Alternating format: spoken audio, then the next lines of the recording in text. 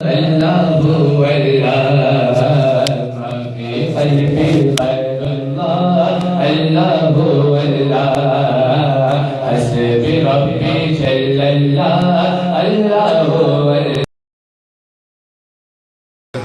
فاقہ کرنا بھی میرے نبی پاک کی سنت ہے، مسواک کرنا بھی سنت ہے، اور فاقہ کرنا بھی۔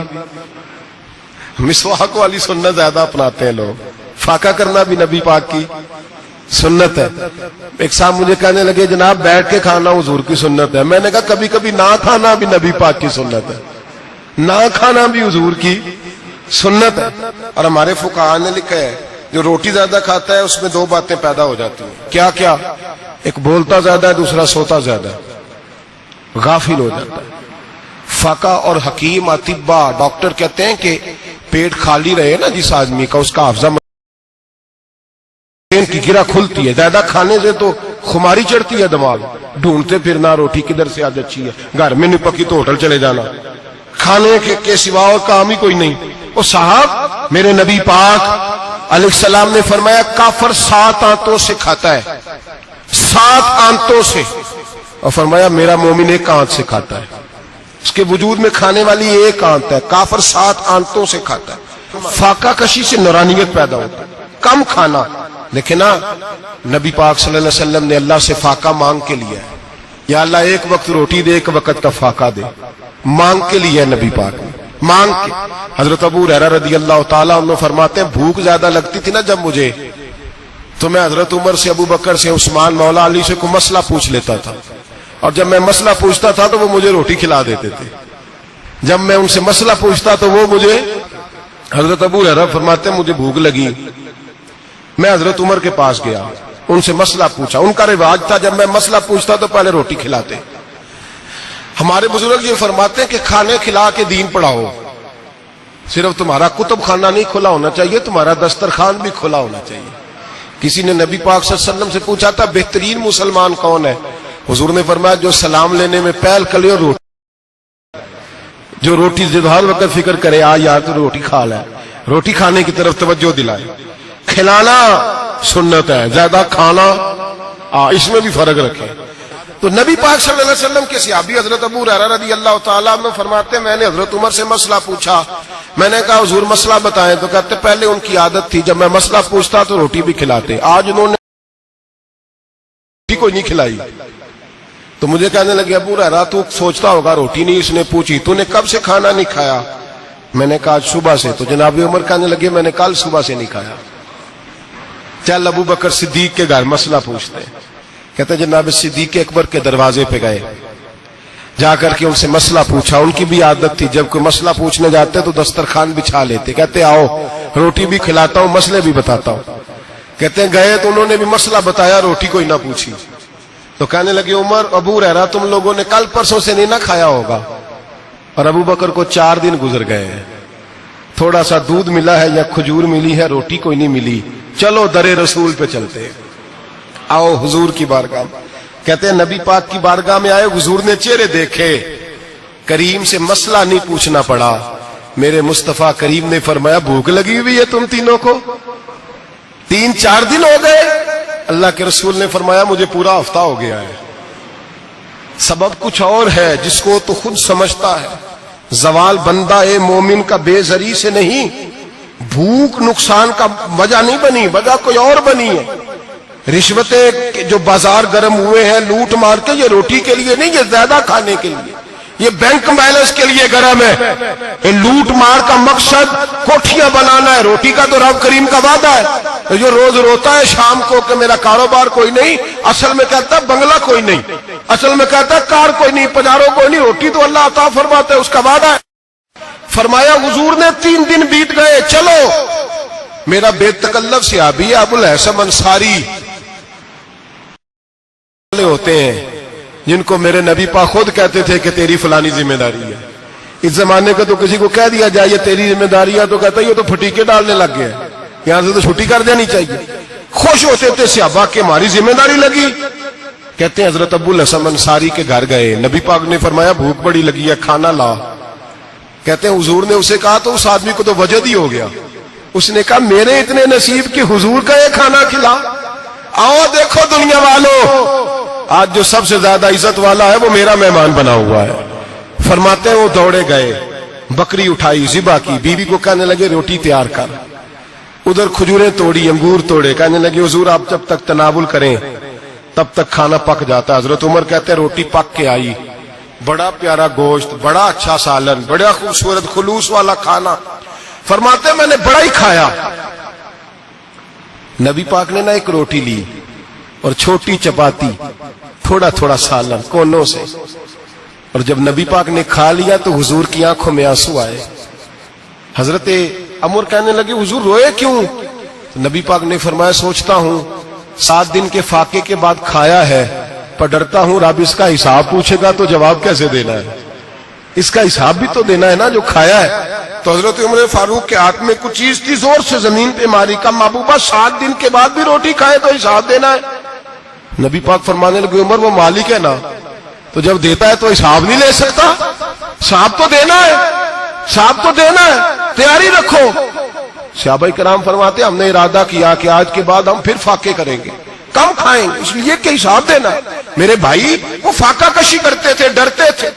यहां तो लोग खा के बीमार है, खाते जा रहे हैं, सोते जा रहे हैं, खाते जा रहे हैं, सोते जा रहे हैं। ये भी वक्त आएगा रमजान शरीफ का, सवेरे दर्स पे आओ कहते नींद बड़ी आती है, सवेरे 2 सिपारे पढ़ के सोया करो कहते साहब नींद बड़ी आती है, फजर के बाद ही तो वक्त होता है अल्लाह अल्लाह करने का, शहरी का, खाते जा रहे हैं, सोते। लोग जमात से नमाज नहीं पढ़ते सो जाते, जमात का सवाब छोड़ के सो जाएंगे। भाई रमजान मुबारक में फाका कशी की ट्रेनिंग होती है, फाका कशी की तरबियत ले, रमजान में रोके अपने आप को, तरबियत होगी।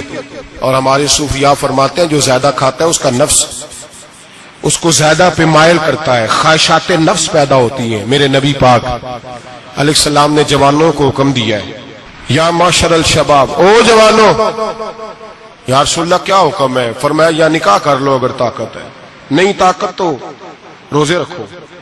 हुजूर रोजे से क्या होगा? फरमाया तुम्हारा नफ्स कुचला जाएगा, शैतान वसवसा अंदोजी नहीं करेगा। आज नौजवान बढ़ बढ़ के खाता है, बहुत ज्यादा खाता है, कभी इस होटल से खाता है, कभी उस होटल से खाता है। इतना ज्यादा खाएंगे तो नफसानी कुव्वतें उछल करके आएंगी, मुश्किल हो जाएगा। शादियां देर से होती हैं, माँ बाप आंखें बंद करके बैठे हुए हैं। अगर माँ बाप की जिम्मेदारी हो और माँ बाप निकाह न करे तो नबी पाक ने फरमाया बच्चे गुनाह करेंगे तो जितना गुनाह बच्चे को उतना बाप को भी होगा। तो माँ बाप चुप है, दूसरा शादी मुश्किल बड़ी है, महंगी बड़ी, और तीसरा नहीं कर रहे, कुछ लोग तो रोजे भी नहीं रख रहे। तो रमजान उनके लिए भी वक्त है, नफसानी कुव्वतें कुचली जाएंगी। खाना जितना कम खाया जाएगा उतना वजूद के अंदर नफसानी ख्वाहिशात कम पैदा होंगे। तो रमजान तो प्रैक्टिस है मुजाहिदे की, दीन की।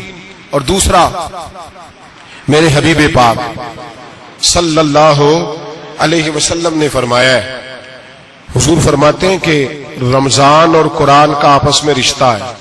कुरान पाक कितना पढ़ना चाहिए रोजाना? ज्यादा से अल्लाह जज़ा दे, उम्मीद है आप ज्यादा से ज्यादा ही पढ़ते होंगे। भाई सुने, हदीस मुबारका में नबी पाक ने फरमाया रमजान और कुरान दोनों मिल के ना, बड़ी प्यारी हदीस है, फरमाया दोनों मिल के अल्लाह की बारगाह में मेरी उम्मत की सिफारिश करेंगे। रमजान और अल्लाहु अकबर। किस तरह? नबी पाक फरमाते हैं रमजान कहेगा ए अल्लाह दिन के वक्त मैंने इसे तेरी रजा के लिए खाने पीने से बाज रखा, और कुरान कहेगा या अल्लाह रात को तेरी रजा के लिए खड़ा होकर ये कुरान सुनता था। रमजान और कुरान दोनों सिफारिश करेंगे। हम ना बड़ा कुछ पढ़ते हैं, सुनते हैं, सीखते हैं। अब यकीन करें, ये खाते भाई का भाई से इख्तलाफ हो जाए ना तो वो 30 साल पुराने खाते खोल के ले आता है, सारी रात ढूंढता है कि मेरे पैसे कहां से निकलते हैं, पढ़ लेता है। कुरान पाक की बारी आती है तो नहीं पढ़ते कुरान पाक। अब्बा जी का खत्म होता है तो मांगते फिरते हैं, कहते 2 कुरान पाक, 10 कुरान पाक। ये बातें बतानी नहीं चाहिए, करनी नहीं चाहिए, लेकिन क्योंकि तरबियत के लिए बैठा हूं तो कर देता हूं।